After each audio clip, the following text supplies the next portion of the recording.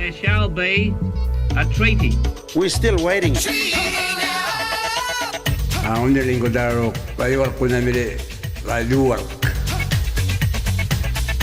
NAIDOC Week 2019.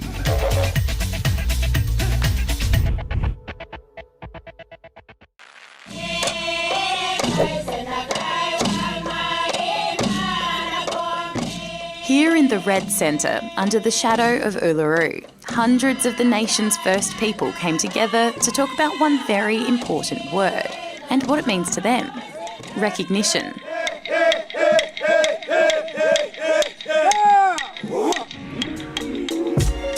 Some say recognition means having a voice that's heard by governments, or being given back traditional ownership of their land, making sure people remember how Indigenous Australians were discriminated against in their own country, or being given compensation for the terrible things many went through, like the stolen generations, while others say it's about being officially recognised as Australia's first people.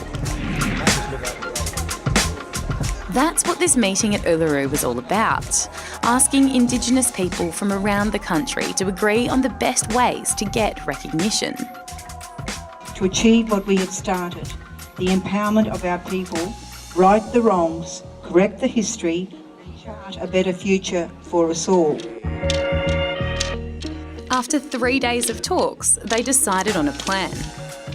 The first part involves the whole nation because it means changing Australia's constitution.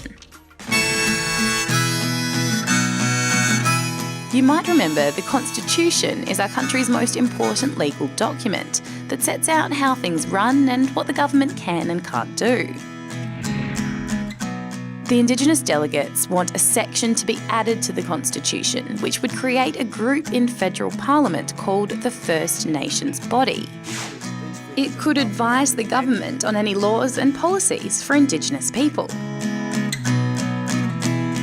But changing the Constitution isn't easy. There has to be a referendum.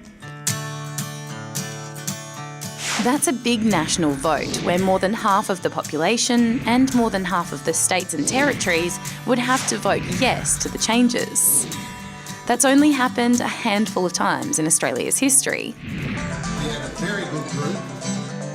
So the delegates also suggested another option to get recognition: a treaty. That's basically an agreement, in this case between Indigenous Australians and the Australian government. The terms haven't been decided yet, but could be things like compensation for the stolen generations, returning land to Indigenous people, recognising them as the first people here, or making goals for the future. It was euphoria, I guess, because people realise that we have an opportunity. The exciting part of this is being hopefully a part of history. Australia is currently the only Commonwealth country that doesn't have a treaty between its government and Indigenous people. But it could take time and lots of discussion before everyone agrees on what the treaty's terms should be. The recommendations from this historic meeting at Uluru will be given to the PM and the opposition leader.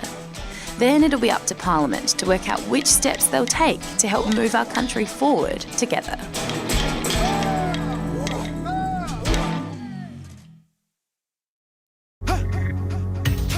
NAIDOC Week 2019. On your official NAIDOC television station, Aboriginal TV Channel 4.